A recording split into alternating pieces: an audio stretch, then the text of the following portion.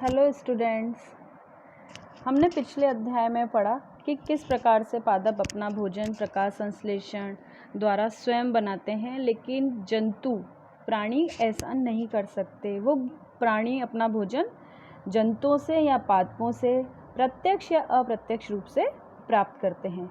इसलिए अब इस लेसन में हम पढ़ेंगे प्राणियों में पोषण। हमें पता है कि किस प्रकार से जंतु अलग अलग प्रकार का भोजन प्राप्त करते हैं, और भोजन क्यों करते हैं? ताकि हमें पोषण प्राप्त हो सके और सभी जीव वृद्धि कर सकें और विभिन्न प्रकार की बीमारियों से सुरक्षित रह सकें। कुछ जंतु पौधों को खाते हैं, कुछ जंतु और पौधों दोनों को खाते हैं, और कुछ जंतु दोनों को खाते हैं। इसीलिए हमें यह पता करना आवश्यक है कि जंतु पोषण किस प्रकार से करते हैं। प्राणियों में पोषण और पोषण तत्वों की आवश्यकता होती है, और यह पोषण भोजन को अंदर ग्रहण करने के लिए, अर्थात आहार की अंदर ग्रहण करने की विधि को अंतर्ग्रहण कहते हैं, और इस अंतर्ग्रहण से हमें पोषण प्राप्त होता है। हमें पता है कि भोजन में विभिन्न प्रकार के पोषक तत्व होते हैं। याद है आपको कौन कौन से पोषक तत्व होते हैं? यहाँ नीचे सारणी में आपको उनको लिखना है, जैसे कार्बोहाइड्रेट, वसा, प्रोटीन, खनिज लवण, खाद्य रेशे, जल। तो इस प्रकार से ये जो पोषक तत्व हैं, इन पोषक तत्वों में जो कार्बोहाइड्रेट जैसा जटिल पदार्थ है, इसे जंतु सीधे से उपयोग में नहीं ले सकते।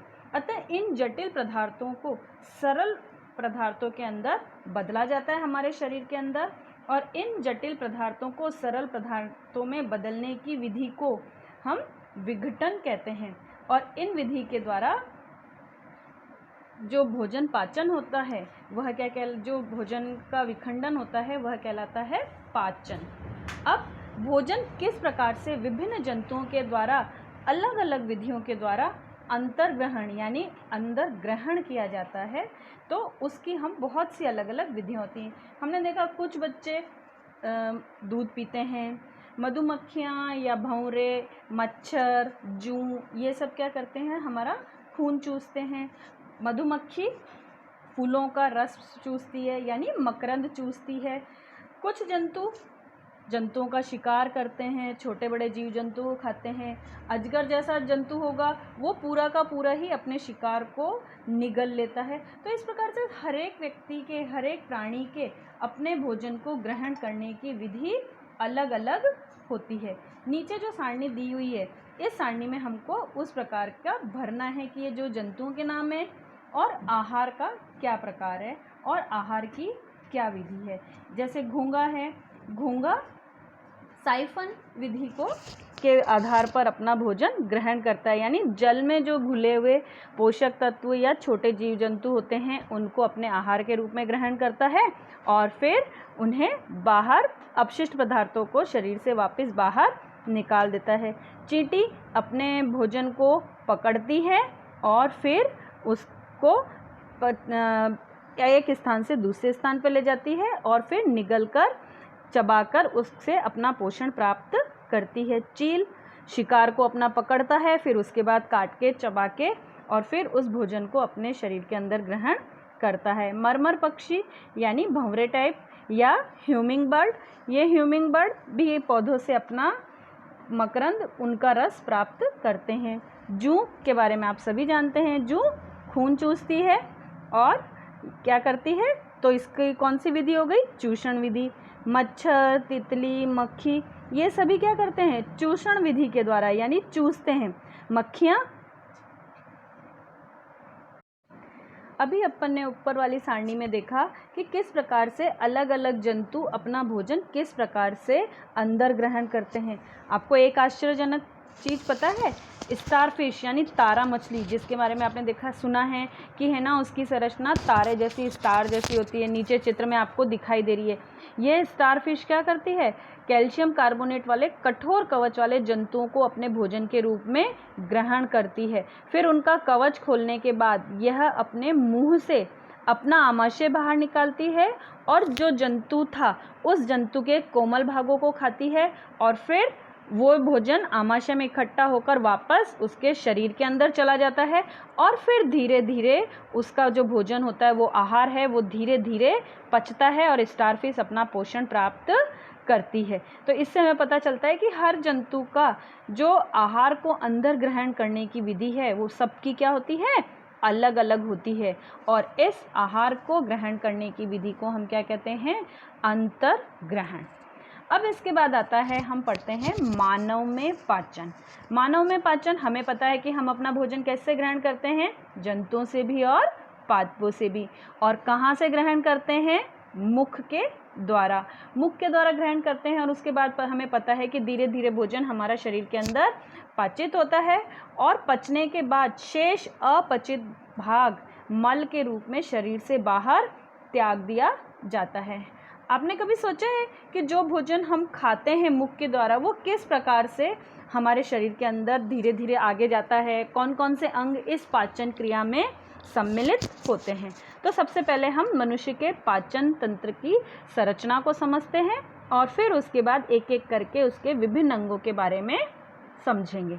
सबसे पहले हम भोजन कहाँ से ग्रहण करते हैं, मुख से। मुख के अंदर जो हम जब मुंह खोलते हैं तो आपको एक गुफा जैसी संरचना दिखाई देती है, जिसे हम क्या कहते हैं, मुख गुहिका।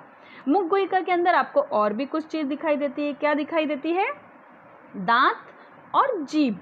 दांत हमारे भोजन काटने, चबाने, पीसने के काम में आते हैं और जीभ के द्वारा हमें स्वाद का पता चलता है।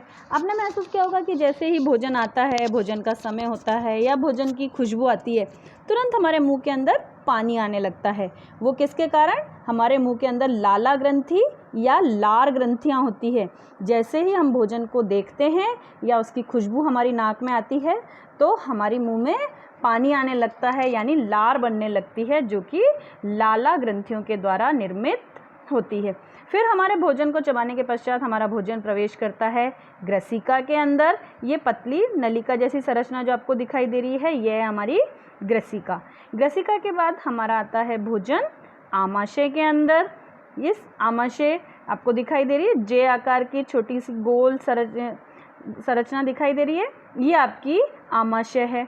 जे आकार की संरचना दिखाई दे रही है, ऊपर से गोल गोल, नीचे से आती हुई पतली हो गई, जैसे अंग्रेजी का जे होता है, कैपिटल जे का, इस तरह की संरचना होती है। अब इसके बाद आमाशय का अंतिम सिरा आपको दिखाई दे रहा है, ये यहाँ से जो डार्क पतली ब्राउन रंग की नलिकाकार संरचना दिखाई दे रही है, यह है ग्रहणी। इस ग्रहणी से दो अंग अलग अलग बीच में मिलते हैं। एक साइड से आपको आमाशय के जस्ट नीचे अग्नाशय दिखाई दे रहा है, ये अग्नाशय होता है, और दूसरी साइड यकृत जुड़ा हुआ होता है, जो अपना रस इसके अंदर प्रवाहित करता है और इधर से अग्नाशय भी ग्रहणी के अंदर अपना रस डालते हैं। यहीं पर यकृत के नीचे की साइड में पित्ताशय होता है, जहाँ से पित्त रस इस ग्रहणी के अंदर आता है। फिर हम और नीचे चलें तो यह आमाशय और ग्रहणी आके लास्ट में मिलती है आपके छोटी आंत या शुद्रांत के अंदर। ये दिखाई दे रही है आपको, जैसे हम खूब लंबे पाइप को समेट के रख दिया गया हो, इस तरह से ये लंबी नलिकाकार संरचना होती है, जिसे हम इकट्ठी करके या हमारे शरीर के अंदर कुंडलित रूप में समाई होती है। कम जगह के अंदर ज़्यादा लंबी होती है, लगभग 6 से 8 मीटर के बीच की इसकी लंबाई होती है। और फिर इस छोटी आंत के पश्चात बृहदांत या बड़ी आंत होती है, ये आपको दिखाई दे रही है एच शेप में, ये बृहदांत है या बड़ी आंत। बड़ी आंत का अंतिम सिरा मलाशय से जाकर जुड़ता है, जहाँ पर अपशिष्ट पदार्थ एकत्रित होते हैं और ये अपशिष्ट पदार्थ गुदा के द्वारा शरीर से बाहर त्याग दिए जाते हैं। अब इस चित्र में हमने देखा कि किस प्रकार से हमारे शरीर के अंदर जो आहार नाल है, इस आहार नाल के अंदर कौन कौन से अंग सम्मिलित होते हैं। अब इन अंगों में किस किस प्रकार से काम होता है, इनकी क्या संरचना है, वो हम एक एक करके आगे पढ़ेंगे।